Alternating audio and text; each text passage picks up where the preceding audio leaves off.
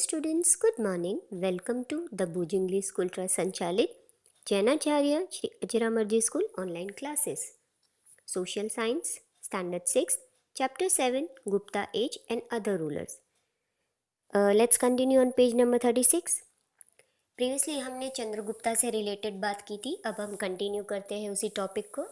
When a Chinese pilgrim in the time of Chandragupta II praised administration and prosperity of the Gupta empire. यहाँ पर India में उस time period में जब Chandragupta ruling कर रहे थे तब एक चाइनीज़ ट्रैवलर यहाँ पर आए थे जिनका नाम था फैहन.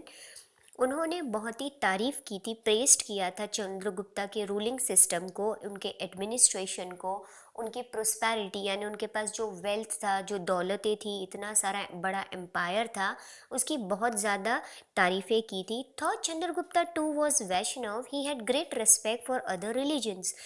वैसे देखा जाए तो चंद्रगुप्ता टू जो थे वो वैष्णव थे, लेकिन उनके दिल में हर एक रिलीजन के लिए रेस्पेक्ट बहुत थी. His army chief Amrakar Dev was Buddhist and his state minister Warsen was a Shiv.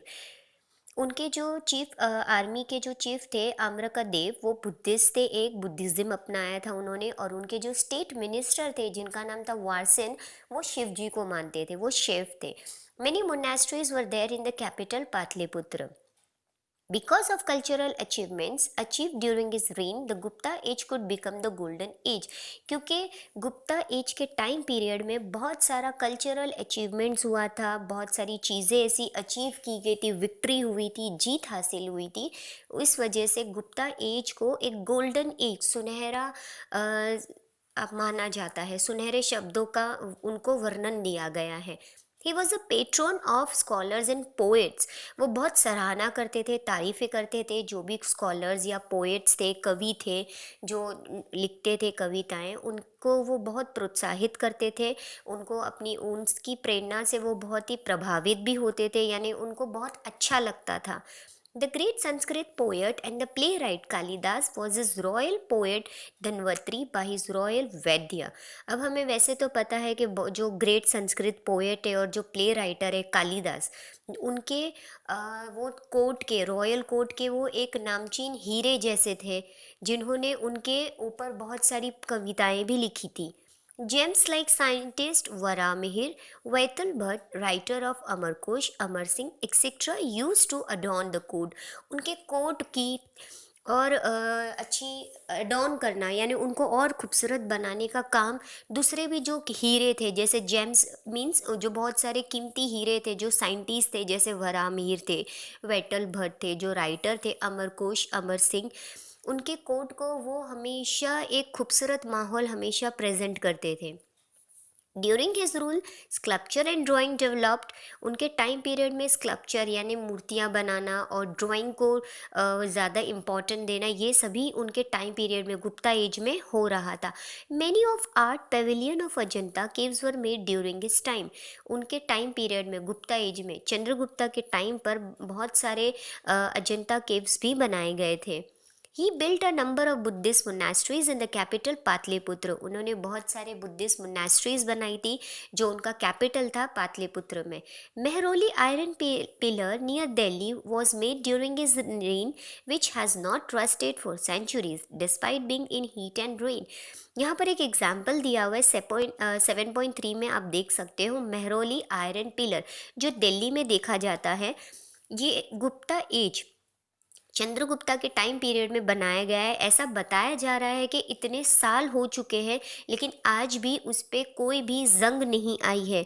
बारिश और धूप होते हुए भी उस आयरन पिलर को आज तक नुकसान नहीं हुआ. तो उनका स्कल्पचर उस टाइम पीरियड में इतना खूबसूरत रहता था. He made Ujjain his another capital besides Pataliputra. Pataliputra के बाद जो सेकेंड उनका जो कैपिटल था उन्होंने उज्जैन को बनवाया था.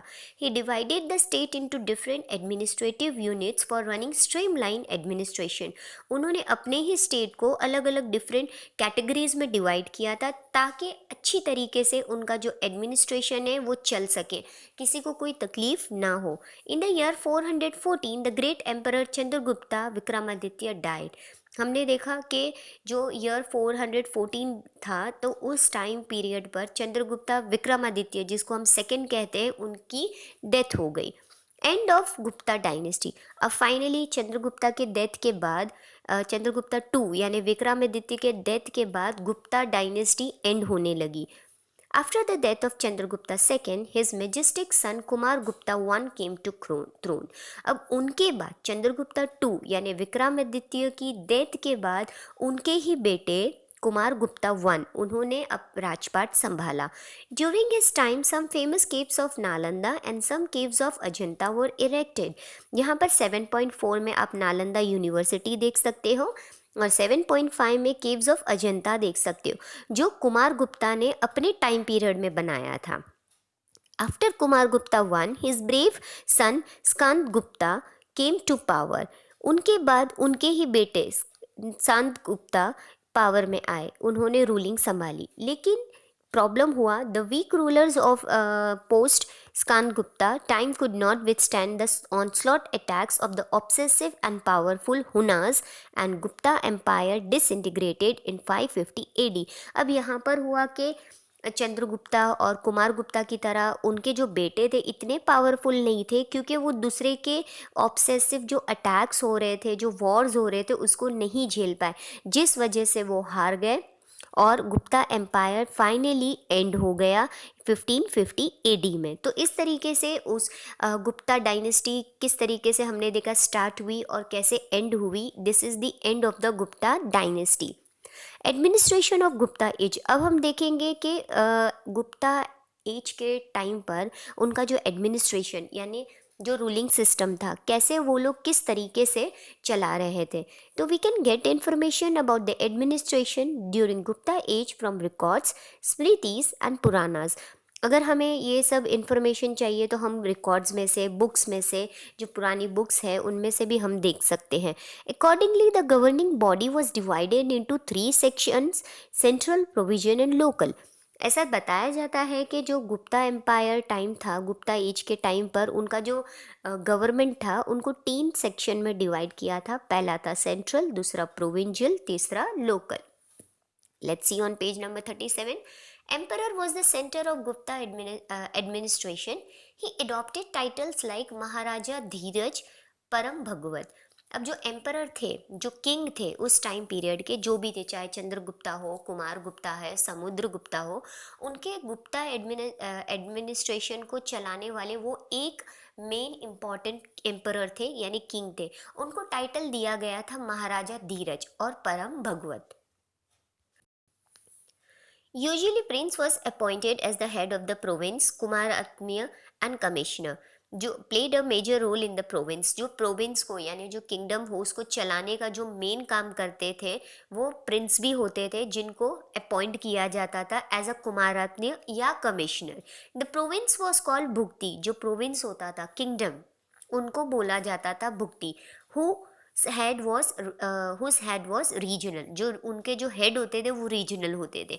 The province was divided into districts. The districts were called विषय।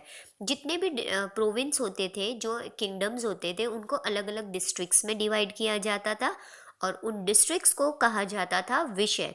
जैसे हमारे स्टेट को डिस्ट्रिक्ट्स और डिस्ट्रिक्ट्स को अलग अलग प्रॉपर सिटीज़ में भी जो डिवाइड किया जाता है, तालुका में डिवाइड किया जाता है, तो उसी टाइम पीरियड में प्रोविंस को भुक्ति कहते थे और प्रोविंस को डिस्ट्रिक्ट्स में डिवाइड करने के बाद उस डिस्ट्रिक्ट्स को विषय कहते थे।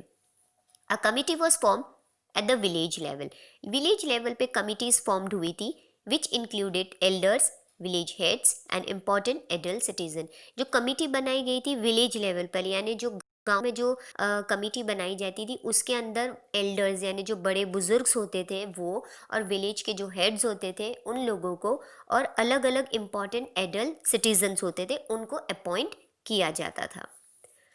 ये था administration system of Gupta empire. अब हम बात करेंगे economic condition during Gupta age. उनकी इकोनॉमिक कंडीशन कैसी थी, अब हम वो जानेंगे गुप्ता एम्पायर के टाइम पीरियड में। In economic terms Gupta age was a golden period. अगर हम इकोनॉमिक टर्म यानी फाइनेंशियल टर्म्स के बेसिस पे बात करें तो जो गुप्ता एज था, जो गुप्ता एम्पायर था उस टाइम पीरियड पे, उसको गोल्डन पीरियड माना जाता था। Farming, internal trade and international trade will very developed. उस टाइम पीरियड में फार्मिंग है, इंटरनल जो ट्रेड अंदर ही अंदर स्टेट वाइज जो ट्रेडिंग होती थी, इनफैक्ट इंटरनेशनल जो ट्रेड होता था वो बहुत ही अच्छे से डेवलप्ड हो गया था। Special farming practice include annual, 3 year and 5 year farming. उस टाइम पर अलग अलग स्पेशल फार्मिंग को प्रैक्टिस करते थे। एन्यूअली यानी पूरे साल में कितना करना है, 3 ईयर्स में कितना है, 5 ईयर्स फार्मिंग कैसे करना है, वो सब वो लोग स्पेशल फार्मिंग की प्रैक्टिस के थ्रू करते थे। अब यहाँ पर हम क्रॉप्स के ग्रोथ की बात करेंगे तो वीट और rice north India, sugar cane Gandhar, grapes and kesar in Kashmir, coconut in Kamrup were grown. यहाँ पर ये जो क्रॉप्स थे अलग अलग स्टेट्स में ग्रो होते थे। जैसे अगर हम राइस की बात करें तो राइस ज़्यादातर लार्ज क्वांटिटी में बंगाल में ग्रो होते थे, कॉटन गुजरात और सिंध में होते थे, और सिल्क ज़्यादातर बंगाल में प्रोड्यूस्ड होते थे। Trade off condiments and spices, silk and cotton had developed in south India. South India में कॉन्डिमेंट्स और स्पाइसेस जो भी बेचते थे, मसाले, तो उनका ट्रेडिंग ज़्यादा होता था। सिल्क और कॉटन का भी साउथ इंडिया में बहुत ज़्यादा डेवलप्ड होने लगा। King use to tax 1/6 of the total production, land was donated to Brahmins and temples. जो किंग होते थे, जो 100% उनका जितना भी परसेंटेज होता था उसमें से 1/6 पार्ट, टोटल प्रोडक्शन जितना भी उन लोगों का हो रहा है उसमें से एक 1/6 पार्ट को एज अ टैक्स वो कलेक्ट करते थे। जितने भी ज़मीन होती थी ज़्यादातर वो ज़मीनों को वो ब्राह्मण्स और टेम्पल्स को डोनेट करते थे। International trade was the epitome of Gupta age. बहुत ही ज़्यादा इम्पॉर्टेंट जो चीज़ थी एक उस टाइम पीरियड में, एपिटोम था जो इम्पॉर्टेंट था, खास था, वो था इंटरनेशनल ट्रेडिंग, यानी हमारे कंट्री से दूसरी कंट्री के साथ ट्रेडिंग करना, इंपोर्ट और एक्सपोर्ट करना। तो कॉटन, सिल्क और spices were exported to Europe. हमारे इंडिया से यूरोप तक कॉटन, स्पाइसेस और सिल्क, ये सभी चीज़ें सेंट्रल एशिया तक पहुंचाई जाती थी। While cotton, silk, spices, condiments, and timber were exported to east and west of the world through international ports like Kambad, Bharuch, Sopara, and Tamrilipti, तो यहाँ पर देखिए एक चीज़ बहुत ज़्यादा इम्पॉर्टेंट है कि वहाँ उस टाइम पीरियड में भी एक्सपोर्ट होता था, यानी हमारे कंट्री से दूसरे कंट्री को सामान पहुँचाया जाता था, ईस्ट और वेस्ट दोनों। इंटरनेशनल पोर्ट्स थे जो काम्बर थे, भरूच थे, सुपारा और ताम्रालिप्ति, यहाँ से इस पोर्ट्स के थ्रू ट्रेडिंग होती थी। उस टाइम पर थ्रू वाटरवेज ही एक्सपोर्ट किया जाता था, और हमारे कंट्री से कॉटन है, सिल्क है, स्पाइसेस है, कॉन्डिमेंट्स है, टिम्बर है, ये सब चीज़ें वहाँ भेजी जाती थी। और वहाँ से जो चीज़ें मंगाई जाती थी वो था गोल्ड है, सिल्वर है और दूसरे बहुत सारे डिफरेंट आइटम्स। अब हम बात करेंगे religious status. Hinduism and Indian culture are seen in full swing during Gupta age. Hindus और इंडियन कल्चर ज़्यादातर उस टाइम पीरियड पे बहुत अच्छे से हमें दिखाई दे रहा था गुप्ता एम्पायर के टाइम पर। The Gupta emperors gave Vaishnavism the status of state religion. Gupta जो एम्परर्स थे, जो किंग थे, उन्होंने स्टेट रिलीजन जो डिक्लेयर किया था वो था Vaishnavism. As a result, Vishnu, his avatars, Shri Ram and Shri Krishna were mostly worshipped at this time. Gupta empire के टाइम पे वैसे देखा गया तो वैष्णविज्म को एक स्टेट रिलीजन जब बनाया गया तो विष्णु जी और उनके अवतार जो श्री राम और श्री कृष्ण थे उनको ज़्यादा वर्शिप यानी उनकी पूजा ज़्यादा की जाती थी। Lakshmi became very famous goddess, और लक्ष्मी जी भी बहुत ज़्यादा फेमस गॉडेस बन चुकी थी उस टाइम पीरियड में, उनको भी पूजा जाता था, वर्शिप की जाती थी। It was during this time only that Ramayana, the Mahabharata and as well as the Puranas were recompiled. ये एक ऐसा टाइम था, उस टाइम पर रामायण, महाभारत और जो पुरानास थे उनको रिकम्पाइल्ड किया जा रहा था, यानी वापस से उन चीज़ों को वो ऑब्जर्व किया जा रहा था। Shrimad Bhagavad Gita became very important text of this time. उस टाइम पीरियड में जो भगवद गीता थी, श्रीमद् भगवद गीता, बहुत ही उनको इम्पॉर्टेंट माना जाता था, खास माना जाता था। Like Vaishnavism, Shaivism also develop during Gupta age. जिस तरीके से विष्णु जी को माना जाता था उस तरीके से उस टाइम पीरियड में, गुप्ता एज के टाइम पीरियड में भी शिव जी को भी बहुत इम्पॉर्टेंट देते थे। In south India Shiva saints were called Nayanar. South में जो साउथ इंडिया में जो जितने भी जो संत साधु थे जो शिव जी को मानते थे उनको नैनार्स के नाम से जाना जाता था। उसी तरीके से जो वैष्णव सेंट्स थे उनको अलवार के नाम से जाना जाता था साउथ इंडिया में। Mahishasuramardini Durga was also quite popularly worshipped here.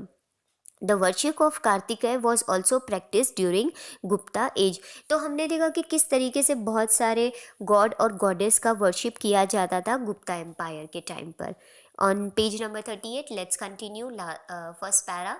Even Buddhism and Jainism also develop during Gupta age. Samudragupta was protector of Buddhism. जिस तरीके से बुद्धिज्म और जैनिज्म को ज़्यादा इम्पोर्टेंट दिया जा रहा था, तो उस टाइम पर समुद्रगुप्ता एक बुद्धिज्म के प्रोटेक्टर थे, क्योंकि वो समुद्रगुप्ता बुद्धिज्म को ज़्यादा इम्पोर्टेंट देते थे। Mahayana Hinayana cult of Buddhism also develop. तो समुद्रगुप्ता के टाइम पीरियड में बुद्धिज्म को ज़्यादा इम्पोर्टेंट दिया गया। उसी तरीके से चंद्रगुप्ता के टाइम पर अलग अलग मीन्स वैष्णव और शैविज्म को इम्पोर्टेंस दिया गया।